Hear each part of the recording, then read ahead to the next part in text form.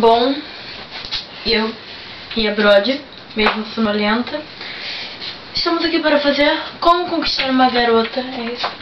Acho que é. Parte 2.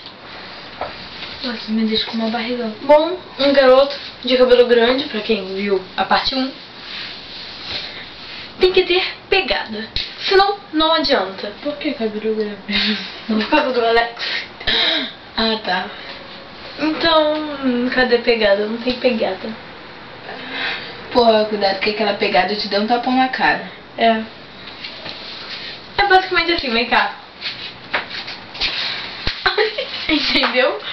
Além de você matar a garota, você consegue um preço com ela.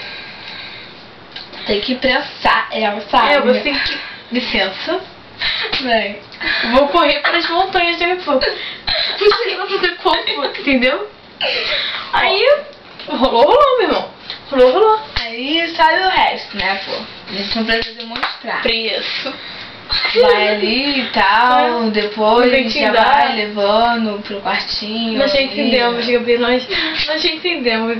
É por isso que eu quero correr para as montanhas, porque me dá medo. Então, espero que vocês tenham aprendido como... Presentinhos de Dia dos Namorados.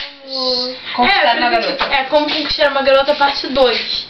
É basicamente assim. Presentinhos de Dia dos Namorados. Eu sou a fã. Imitando a Gabi. Restart. Família Restart. Deu uma calça colorida pra ela.